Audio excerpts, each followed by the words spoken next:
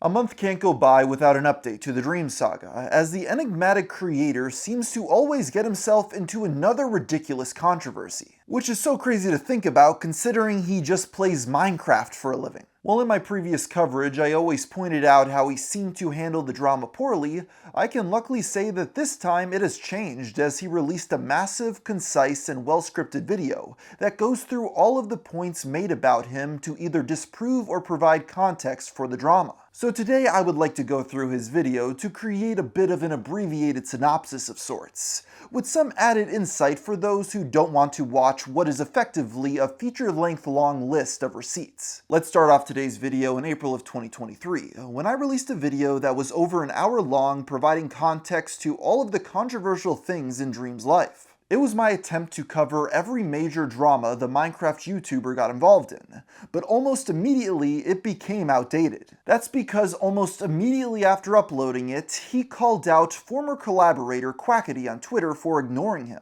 You see, his YouTuber pal had created a Minecraft mod that enabled real-time translation. It was the first of its kind and was adopted by all the players on his SMP. Around the same time, Dream announced United SMP, which similarly had live translation. He was accused of stealing Quackity's idea, with their fan bases going at each other's throats. This all culminated in a one-sided, molding rant by Dream, which invited ridicule from those without context. Now, most of Twitter was already against him due to a series of grooming allegations that surfaced in 2022. We'll discuss these in depth later on, but for now, Dream flatly denied them. I woke up to people making disgusting false allegations for the millionth time. I'm going to enjoy my last couple days in LA and not let people try and ruin it. This response to being called a groomer left many unconvinced of his innocence, and every subsequent action of his faced scrutiny. An example of this in the Quackity drama would go as follows. If only Dream had this energy when it came to responding to the grooming allegations. That June, Clay gave in to the bullies and announced that he was putting his famous mask back on. It was a blatant satire, yet taken literally to belittle him further. There was no peace for the once faceless creator as parody after parody went viral. He was even harassed in person while on tour. This continued for a year and finally hit a boiling point in November of 2023. On the 15th, former Cartoon Network star and YouTuber Nicholas Cantu fell for one of the parodies. In response to "Dream was Talon," he replied, "I want you dead." Fake Dream made a joke about Nick being of age, which led to the quote tweet, "Bro, when you're an actual pedo, you can't joke about being a pedo." The tweet was seen by millions, and it was only a matter of time before Clay responded, but no one expected what would happen next. You see, Dream decided to levy accusations of his own, accusing the voice actor of attacking him.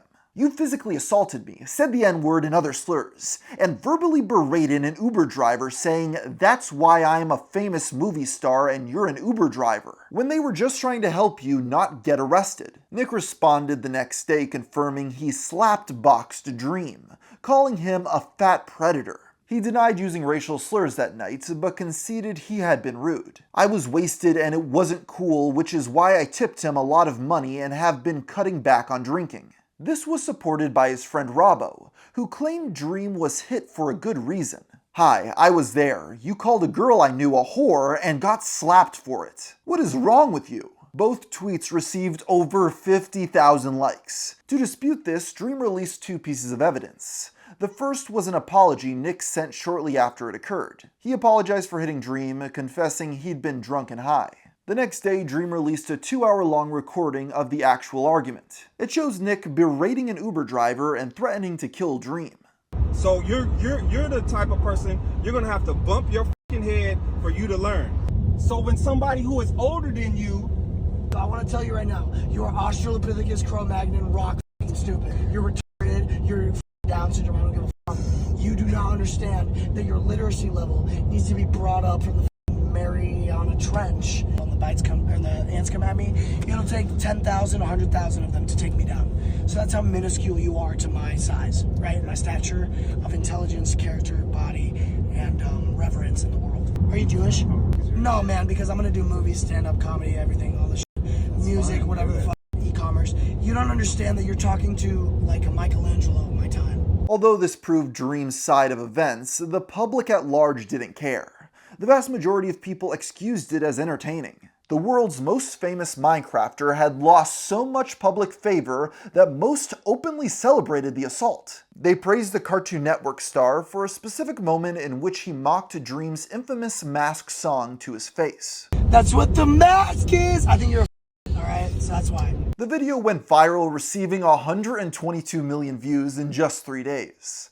There was a flood of artwork depicting Cantu as Gumball Watterson, his most well-known performance, beating Dream to a pulp. Entire animations were made about the fight while Dream was forced to continue defending himself. Some found it suspicious the footage hadn't been released sooner, alleging it was blackmail. They also blamed him for letting a 20-year-old get drunk. Dream clarified he wasn't the one recording, it only happened 2 months ago, and he had never met Nick beforehand. This didn't stop their assumptions from trailing every post on the matter. Of course, this was all overshadowed on November 18th, when the most recent accusation against Dream surfaced. It was accompanied with a supposed clip of him moaning over Snapchat. Dream knowingly and willingly received explicit images and sexted a 16/17-year-old in 2019 when he was 20. 3 days later, Dream announced he was making a response to the recent controversies. He asked the public to withhold judgment, which evidently didn't happen. Dream did what began trending on Twitter, with many under the belief his arrest was imminent. That finally catches up to this week on December 19th, 2023, when Dream finally responded in an hour-and-a-half-long response simply titled, "The Truth." Dream starts this video by addressing several controversies that have reflected negatively on his character over the years. These were all covered in my original videos, so I'll quickly summarize his responses, starting with the old leaked photos where Dream was fat. He flat out denied their authenticity for years, stating, "I think it's disgusting to see people fat shame and ridicule a random person just because they could be Dream." Well, he finally admitted the obvious, that the fat boy in the photo was actually him.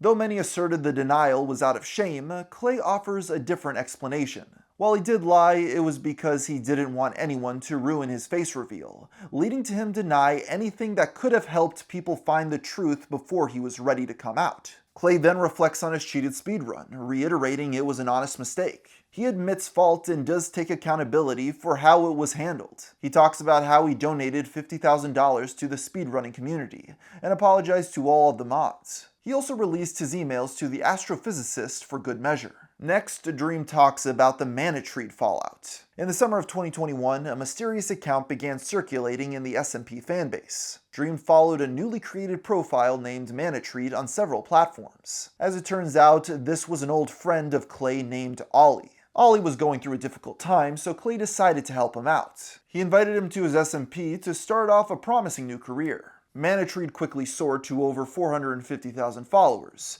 going live for the first time on January 29, 2022. However, within 48 hours, Ollie was exposed. On January 30th, a burner account was created to accuse Ollie, real name Justin, of being an abuser. It was asserted that Clay and Justin were childhood friends, which was confirmed by Dream himself. I also strongly alluded to the fact that the doxed information was incorrect. Everything I just said was true, except for the fact that Manatreed was my childhood best friend. I came up with the name Manatreed, I made the accounts, I grew up with him, his grandparents were like my grandparents, he was like family to me. On January 19th, 2021, a lawsuit was filed against Justin for domestic abuse. The case concluded with a restraining order against him. Throughout those proceedings, Justin claimed to live at Dream's address. Clay confirmed Justin was living with him and Sapnap at the time. He lived with me in Sapnap, so it seemed crazy that he could somehow hide it from us. I jumped to the gun and reacted emotionally. I stated in my original video it seemed impossible for Dream to be unaware of this.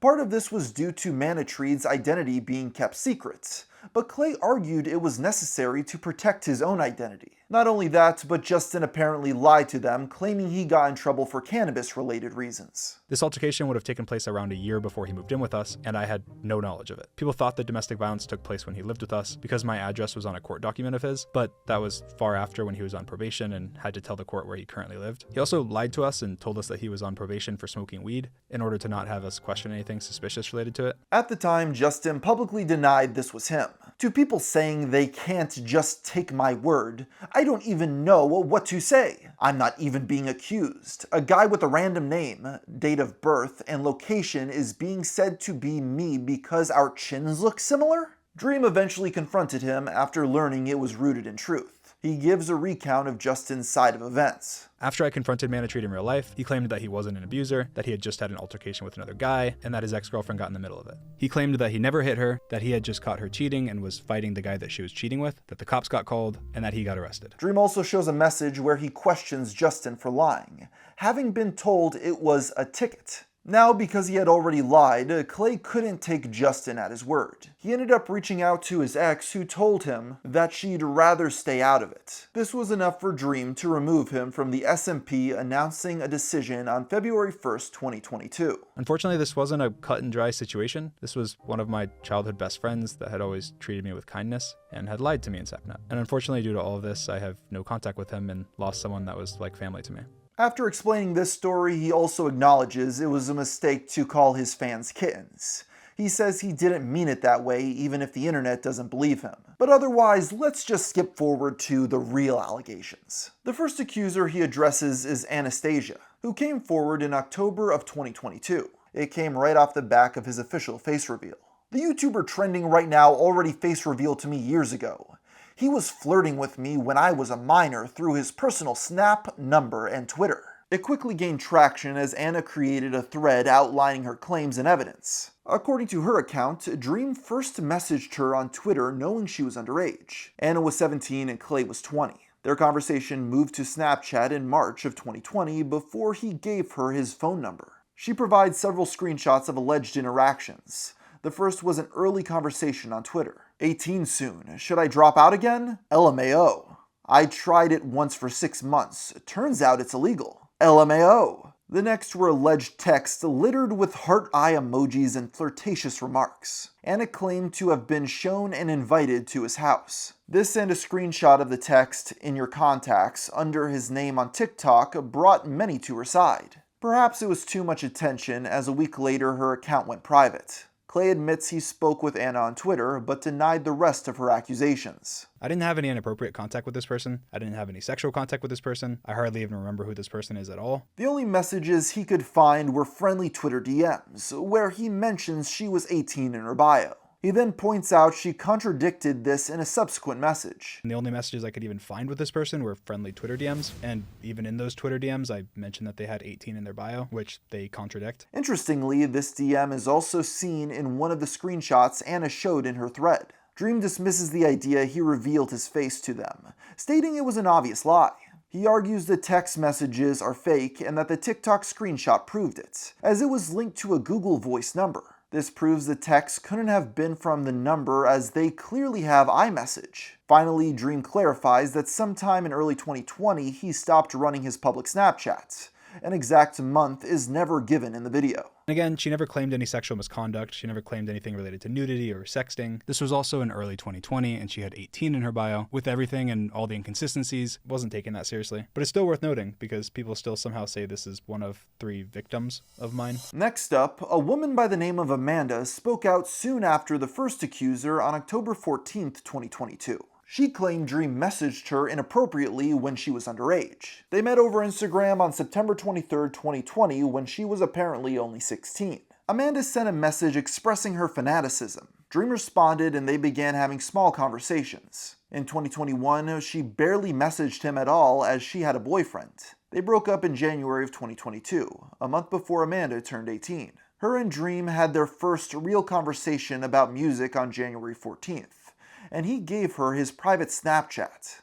So from the 17th to maybe February 10th is the time frame where we were sexting. He sent me a picture of his penis, and he sent me a picture of him nutting. Amanda shows a video of alleged Snapchat texts between her and Clay, with him calling her gorgeous and fine. But those are either on or after her birthday on February 17th. He is shown sending her a $100 gift card the next day. Her final claim is that she traveled to Orlando, Florida in August. They apparently planned to meet up with Dream, as he claimed he had a, quote, chest full of sex toys. I was either going to have him come to the resort I was at, or he was going to pick me up and bring him to his house. Within days, there was already complications in her narrative.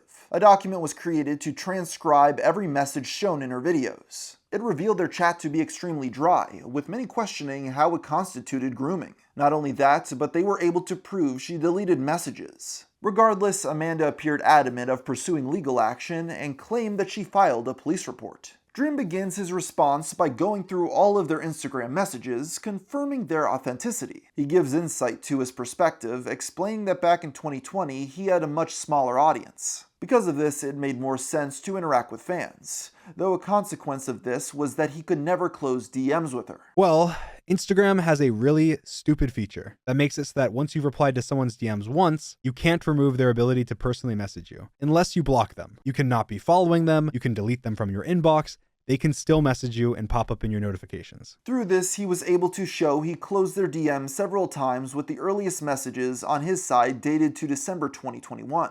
I had no context or recollection of her original messages to me that made it clear that she was a really big fan. I don't remember everyone that messages me, who they are, where I know them from, so on. She messaged me from her personal Instagram, had no connections to any fan accounts, didn't send me any more fan messages, and she had DM'd me many times talking about content creation and streaming, some of which she deleted. Dream states nothing inappropriate ever happened, and casts doubt on the Snapchat messages. Her evidence of this was 2 photos of, supposedly me, from after she was 18, complimenting her. The only photos she showed as proof that I groomed her were both pictures from, based on her own evidence, after she was 18, meaning even if we give her the benefit of doubt and assume everything she's provided is real and truthful, she was 18 when these messages would have been sent. To put it to rest, he downloaded all of their logs using Snapchat's data tool, and neither of the compliments she showed were present. Now, some other stuff to note. After her allegations, she deleted a lot of evidence. She unliked a lot of tweets she had liked. She deleted replies of hers on Twitter and TikTok that hurt her credibility or contradicted what she was saying. She deleted Instagram DMs to me and only got caught because she accidentally showed them in an old TikTok of hers, and that's all completely factual and documented. It's worth pointing out that Amanda was asked to provide this several times and never did. That concludes most of the actual evidence related to this case. The rest is in regards to her behavior and comments outside of the initial allegations. Amanda began bragging on TikTok, calling people who doubted her jealous. She also admitted that she planned to lie to Clay about her age. She also said that she was gonna lie and tell me that she was 18, but that she changed her mind, I guess. So I was going to lie and tell him I was 18.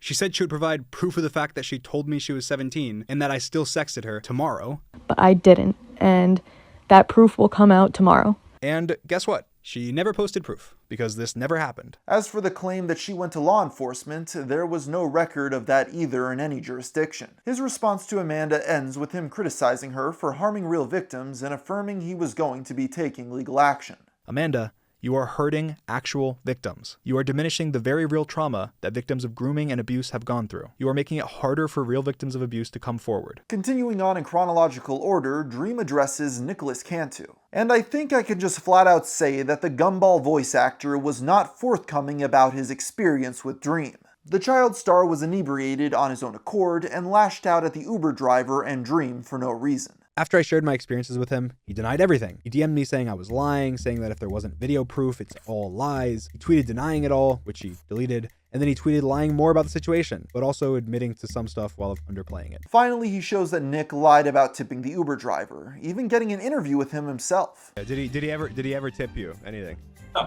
No, that was another lie. Dream ended up tipping the driver $1,000 because of the ordeal.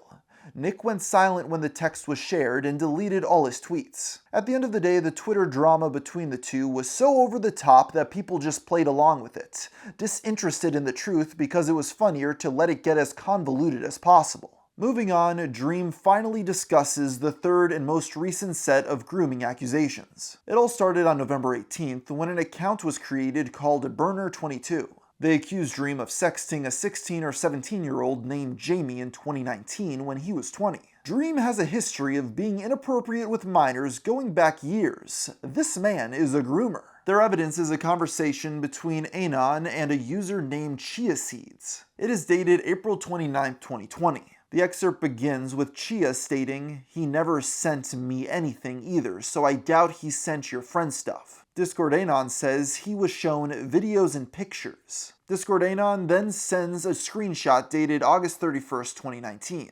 It shows Jamie sharing alleged Snapchats from Dream. We can see previews of these two videos, with one having an explicit caption. The Anon says they confronted him and he admitted it. Chia replies that Jamie is 17. Burner22 continued posting updates, releasing 2 clips on November 20th. They appeared to be the Snapchat videos in question and were sent by an anonymous source. The poster claimed they had given permission and it was Dream without a shadow of a doubt. The recordings went viral as one appeared to contain audio of the YouTube star moaning. If that wasn't enough, the account claimed to have reported Dream to the Orange County Sheriff's Office and the National Center for Missing and Exploited Children. This is about when Dream announced his response to the video. I've shown you every piece of evidence they posted without changes, and I've mentioned everything that they've claimed. Now, just to reiterate, this is not true. Every piece of evidence is either out of context, edited, blatantly lied about, or presented in a very disingenuous way. Again, I did not groom anyone. I also was never confronted about grooming by any of my friends. He first points out the accusations didn't come from Jamie herself, but a third party with no direct contact. They inferred Jamie left the internet in 2022. This was factually incorrect. Jamie never left at all, only privating her Twitter in 2022. Dream argues much of their evidence didn't make sense. For example, the Snapchat videos were said to have been shared with permission, but it's unclear what that means in this context. Not only that, but the videos appeared edited with several major discrepancies. On top of that, no one even taps to open the Snapchat. There's no finger, you can't open snaps with a button, but it doesn't even matter because you can see that no buttons were pressed. So how did it open? Nobody touches the screen. You can't open a Snapchat without tapping the button to open it. So ignoring the fact that there's no proof it's even me, how is this video even real? How did it open?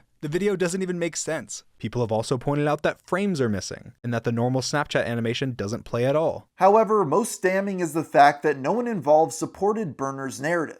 The only name attached was Chiaseed, an ex-friend of Dream. Chia had sent the screenshots to Burner. They claimed to have been manipulated amidst a drunken manic episode. They did not know where the Snapchat videos came from. Similarly, Discord Anon wrote, "These screenshots are extremely out of context and used disingenuously to tell a story about Dream that isn't true at all." Everything just sorta seemed convoluted of how this accusation was strung together, with there clearly being more backstory we don't know about. But even with all that being said, the supposed victim made a statement exonerating Dream of all claims. "I want to make it very clear that I was never groomed. I definitely am not a victim of Dream." Okay, so let's just summarize this. This allegation is not from a victim. It is from an anonymous Twitter account that was made the same day as the allegation. This anonymous person claims that I groomed a girl named Jamie. They did not ever contact Jamie. They did not know Jamie. They got none of their information from Jamie. They even incorrectly said that she quit the internet years ago when she's still active to this day. They posted videos claiming to be from me to a minor. They never showed proof that it was from me or my Snapchat profile. They never showed proof of who it was to. They cropped context from screenshots, lied publicly and said I admitted the videos were from me. They falsely alluded to the fact that the victim gave them permission and ended up causing massive harassment and terror to Jamie, who they said was a victim of mine. The person in the screenshots claims that I'm not a groomer, that they're extremely out of context, and that the burner doesn't even know what was being discussed.